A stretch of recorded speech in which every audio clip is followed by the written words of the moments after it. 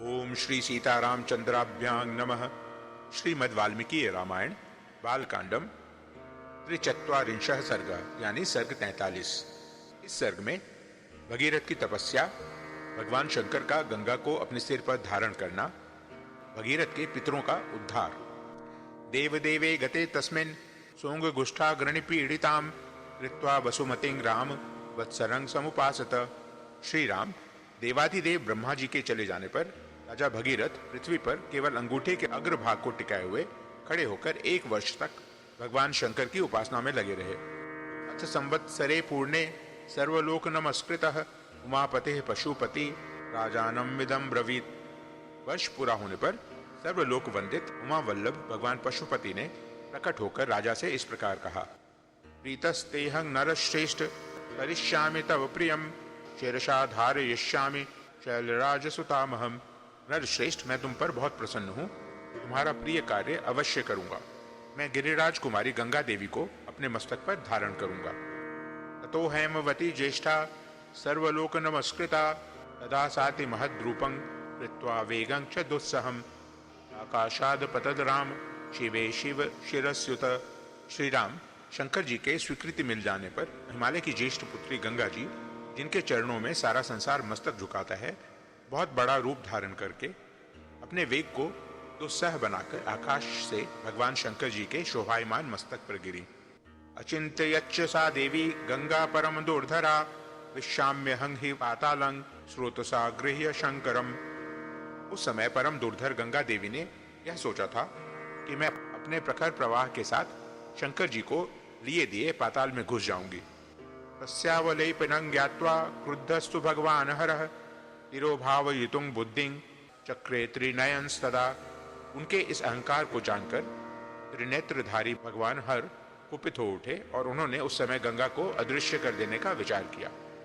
सा तस्मिन् पतिता पुण्या पुण्ये रुद्रस्य मूर्धनि हिमवत् प्रतिमे राम जटामंडल गह्वरे ता कथं चिन्महीं गन्तुं नाशवनोद यत्नमास्यता।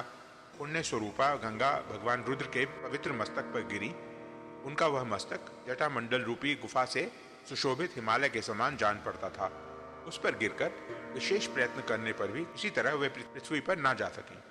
नैव सा निर्गमं लेभे जटामंडल मंततः तत्रैवाव भ्रमद देवी संवत्सरगणान बहुन। भगवान शिव के जटा जाल में उलझकर किनारे आकर भी गंगा देवी वहां से निकलने का मार्ग ना पा सकी और बहुत वर्षों तक उस जटाजूट में ही भटकती रही। ताम पश्यत पुनस्तत्र तपः परममास्थितः स तेन तोषितश्चा सीदत्यन्तं रघुनंदन। रघुनंदन, भगीरथ ने देखा गंगा जी भगवान शंकर के जटामंडल में अदृश्य हो गई हैं। तब वे पुनः वहां भारी तपस्या में लग गए। उस तपस्या द्वारा उन्होंने भगवान शिव को बहुत संतुष्ट कर लिया। विससर्ज ततो गंगां अरो बिंदुसरः प्रति तस्यां विसृज्य मानायां सप्तस्रोतांसि जग्गिरे। तब महादेव जी ने गंगा जी को बिंदु सरोवर में ले जाकर छोड़ दिया। वहां छूटते ही उनकी 7 धाराएं हो गईं। अलादिनी पावनी चैव नलिनी च तथैव च तिस्त्रः प्राची दिशं जगमुर गंगा शिव जला शुभा। अलादिनी, पावनी और नलिनी, ये कल्याणमय जल से सुशोभित गंगा की 3 मंगलमयी धाराएं पूर्व दिशा की ओर चली गईं। सुचक्षुश्चैव सीता च सिंधुश्चैव महानदी तिस्र श्वेता दिशं जगमुः प्रतीची तो दिशां शुभा। सुचक्षु, सीता और महानदी सिंधु, ये तीनों शुभ धाराएं पश्चिम दिशा की ओर प्रवाहित हुई। सप्तमी चान्वगात तासां भगीरथ रथं तदा भगीरथोपि राजर्षिर दिव्यं स्पंदनमास्थितः प्रयादग्रे महातेजा गंगा तं चाप्यनुव्रजत गगनात् शंकर शिरस ततो धरणिमागता। उनकी अपेक्षा जो 7वीं धारा थी वह महाराज भगीरथ के रथ के पीछे पीछे चलने लगी। महातेजस्वी राजर्षि भगीरथ भी दिव्य रथ पर आरूढ़ हो आगे आगे चले और गंगा उन्हीं के पथ का अनुसरण करने लगी। इस प्रकार वे आकाश से भगवान शंकर के मस्तक पर और वहां से इस पृथ्वी पर आई थी। सर्पत जलं तत्र तीव्र शब्द पुरस्कृतम मत्स्य कच्छ पसंगश्च शिंशुमार्गणैस्तथा पतद्भिः पतितैश्चैव विरोचत वसुंधरा। गंगा जी की वह जल राशि महान कलनद नाद के साथ तीव्र गति से प्रवाहित हुई। मत्स्य, कच्छप और अंशिशुमार यानी सूंस झुंड के झुंड उसमें गिरने लगे। उन गिरे हुए जल जंतुओं से वसुंधरा की बड़ी शोभा हो रही थी। ततो देवर्षि गंधर्वा यक्ष सिद्ध गणास्तथा व्यलोकयन्त ते तत्र गगनादगांगतांग तदा विमानैर नगराकारैर अयर्गजवरैस्तदा। तदनंतर देवता, ऋषि, गंधर्व, यक्ष और सिद्धगण नगर के समान आकार वाले विमानों, घोड़ों तथा गजराजों पर बैठकर आकाश से पृथ्वी पर गई हुई गंगा जी के शोभा को निहारने लगे। पारिप्लवगताश्चापि देवतास्तत्र विष्ठिता तदद्भुत मिमं लोके गंगावतरमुत्तमम् दिदृक्षवो देवगणाः समीयुर्मितोजसः। देवता लोग आश्चर्यचकित होकर वहां खड़े थे। जगत में गंगावतरण के इस अद्भुत एवं उत्तम दृश्य को देखने की इच्छा से अमित तेजस्वी देवताओं का समूह वहां जुटा हुआ था। संपतभ्य सुरगणैस्तेषां चाभरणोजसा शतादित्यमिवा भाति गगनंगत तो यदम। तीव्र गति से आते हुए देवताओं तथा उनके दिव्य आभूषणों के प्रकाश से वहां का मेघ रहित निर्मल आकाश इस तरह प्रकाशित हो रहा था मानो उसमें सैकड़ों सूर्य उदित हो गए हों। शिंशुमारूढ़ गगनैर्मी तैरपि च चंचलैः विद्युद्भिरिव विक्षिप्तैर आकाशं भवत् तदा। शिंशुमार, सर्प तथा चंचल मत्स्य समूहों के उछलने से गंगा जी के जल के ऊपर का आकाश ऐसे जान पड़ता था मानो वहां चंचल चपलाओं का प्रकाश सब ओर से व्याप्त हो रहा हो। पांडुरैः सलिलोत्पीडैः कीर्यमाणैः सहस्रधा शारदा भ्रेरिर्वाकीर्णं गगनं हंस संप्लवैः। वायु आदि से सहस्रों टुकड़ों में बटे हुए फेन आकाश में सब ओर फैल रहे थे मानो शरद ऋतु के श्वेत बादल अथवा हंस उड़ रहे हों। कचिद द्रुत तरंग याति कुटिलं कचिदायतम विनतं कचिदुद्भूतं क्वचिद याति शनैः शनैः सलिलेनैव सलिलं क्वचिद व्याहतं पुनः। गंगा जी की वह धारा कहीं तेज, कहीं टेढ़ी और कहीं चौड़ी होकर बहती थी। कहीं बिल्कुल नीचे की ओर गिरती और कहीं ऊंचे की ओर उठी हुई थी। कहीं समतल भूमि पर वह धीरे धीरे बहती थी और कहीं कहीं अपने ही जल से उसके जल में बारंबार टक्करें लगती रहती थी। मुहुरूर्ध्व पथं गत्वा पपात वसुधां पुनः तच्छंकर शिरो भ्रष्टं भ्रष्टं भूमितले पुनः व्यरोचत तदा तोयं निर्मलंगत कल्मषम। गंगा का वह जल ऊंचे मार्ग पर उठता और पुनः नीची भूमि पर गिरता था। आकाश से भगवान शंकर के मस्तक पर तथा वहां से फिर पृथ्वी पर गिरा हुआ वह निर्मल एवं पवित्र गंगा जल उस समय बड़ी शोभा पा रहा था। त्रर्षि गण गंधर्वा वसुधा तलवासिनः भवांग पतितं तोयं पवित्रमिति पस्पृशुः।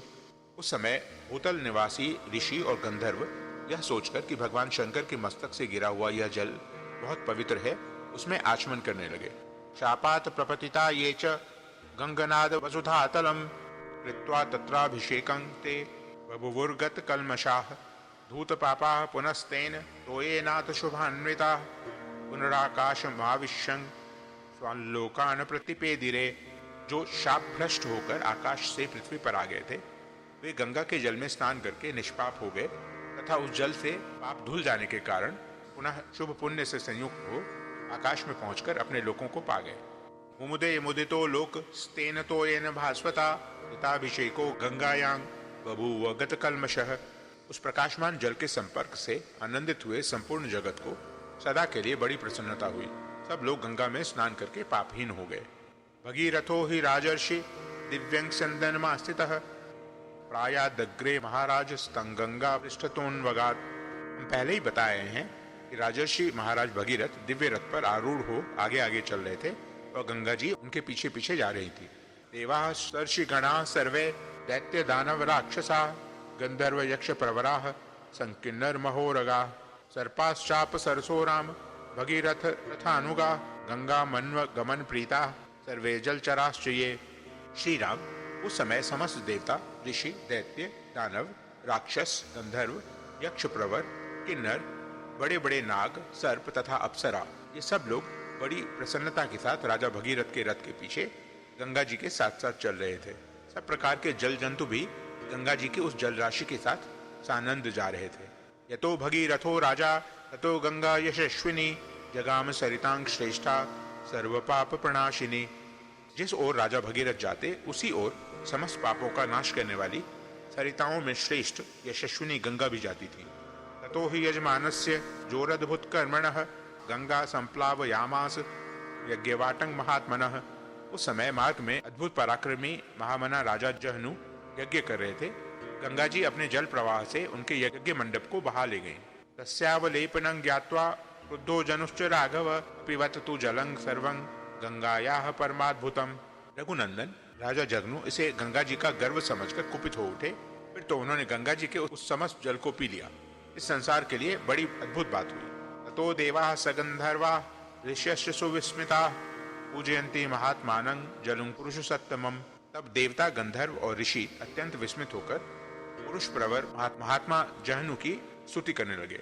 गंगायापि नयन्ति स्म दूहितृव्ये महात्मनः ततस्तुष्टो महातेजा श्रोताभ्याम सृजत प्रभु तस्माज्जनुसुता गंगा प्रोच्यते जाह्नवीति च। उन्होंने गंगा जी को उन महात्मा नरेश की कन्या बना दिया, अर्थात उन्हें यह विश्वास दिलाया कि गंगा जी को प्रकट करके आप इनके पिता कहलाएंगे। इससे सामर्थ्यशाली महातेजस्वी जहनु बहुत प्रसन्न हुए। उन्होंने अपने कानों के छिद्रों द्वारा गंगा जी को पुनः प्रकट कर दिया। इसलिए गंगा जहनु की पुत्री एवं जाह्नवी कहलाती हैं। जगाम च पुनर्गंगा भगीरथ रथानुगा सागरं चापि संप्राप्ता सा सरित प्रवरा तदा रसातलमुपागच्छत सिद्ध्यर्थं तस्य कर्मणः। वहां से गंगा फिर भगीरथ के रथ का अनुसरण करती हुई चली। उस समय सरिताओं में श्रेष्ठ जाह्नवी समुद्र तक जा पहुंची और राजा भगीरथ के पितरों के उद्धार रूपी कार्य की सिद्धि के लिए रसातल में गई। भगीरथोपि राजर्षिर गंगा मादाय यत्नतः पितामहान भस्मकृतान पश्यद्गत चेतनः। राजर्षि भगीरथ भी यत्न पूर्वक गंगा जी को साथ ले वहां गए। उन्होंने शाप से भस्म हुए अपने पितामहों को अचेत सा होकर देखा। अथ तद भस्मनांग राशिं गंगा सलिलमुत्तमं प्लावयत भूत पापमानः स्वर्गं प्राप्ता रघुत्तम। रघुकुल के श्रेष्ठ वीर तदनंतर गंगा के उस उत्तम जल ने सगर पुत्रों की उस भस्म राशि को आप्लावित कर दिया और वे सभी राजकुमार निष्पाप होकर स्वर्ग में पहुंच गए। इत्याचे श्रीमद् रामायणे वाल्मीकिये आदि काव्ये बालकांडे त्रिचत्वारिंशः सर्गः। इस प्रकार श्री वाल्मीकि निर्मित आर्ष रामायण आदि काव्य के बालकांड में 43वां सर्ग पूरा हुआ। ओम